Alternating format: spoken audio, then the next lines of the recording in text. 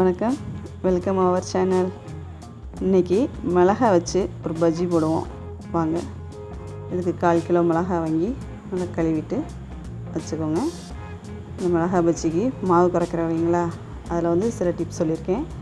நல்லா பஜ்ஜி நல்லா உப்பலாக நல்லா மொறுன்னு டேஸ்டியாக வர்றது மாவு கரைக்கிற பக்குவத்தில் தான் இருக்குது. அது எப்படின்னு சொல்கிறேன், நீங்கள் ஸ்கிப் பண்ணாமல் ஃபுல்லாக பாருங்கள். இப்போ ஒரு பாத்திரத்தை எடுத்து வச்சுப்போம். அதில் அந்த ஒரு கிண்ணத்தை தான் அளவாக வச்சுருக்கேன். இது 50 கிராம் மாவு கொள்ளும். அதில் ஃபஸ்ட்டு 1.5 கிண்ணம் கடலை மாவு எடுத்துப்போம். இந்த கிண்ணத்தை அளவு மாற்றாமல் எல்லா மாவுமே இதில் தான் கலக்கணும். அதனால் இந்த அளவை மாற்றிடாதீங்க.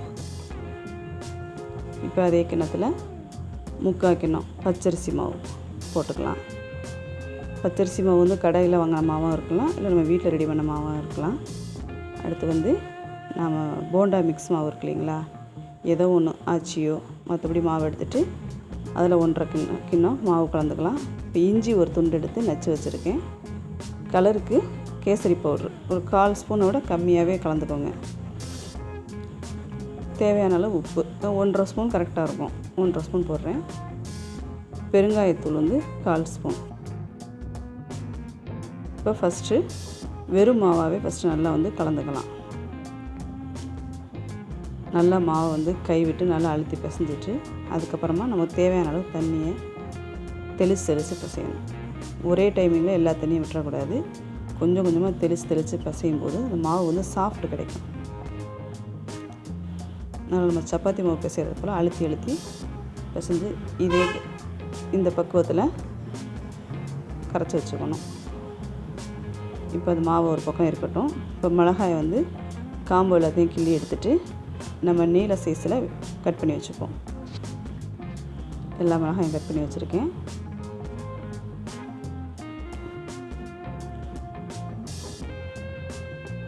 இப்போ அடுப்பில் நம்ம பாத்திரம் வச்சு நம்ம எப்போவும் பொரிக்கிறதுக்கு எண்ணெய் யூஸ் பண்ணுறோமோ அதை ஊற்றிக்கலாம். எண்ணெய் காஞ்சிச்சான்னு பார்க்குறதுக்கு நம்ம கரைச்சி வச்சுருக்கு இல்லைங்களா மாவு, அதில் ஒரு ட்ராப் விட்டோம் அப்படின்னா அந்த மாவு பொரிஞ்சு மேலே எழும்பி வரும். அதே சரியான பக்குவம். எண்ணெய் கரெக்டான அளவில் சூடாக இருக்குது. இப்போ நம்ம நறுக்கி வச்சுருக்க மிளகாயை கரைச்சி வச்சுருக்க மாவில் டிப் பண்ணி எடுத்து எண்ணெயில் போட்டு பொரிச்சு எடுக்க வேண்டியதுதான்.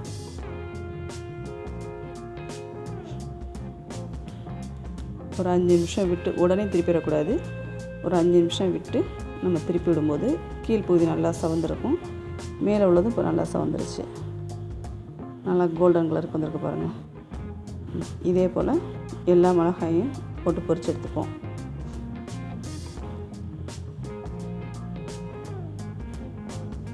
பஜ்ஜி ரெடி ஆகிடுச்சு.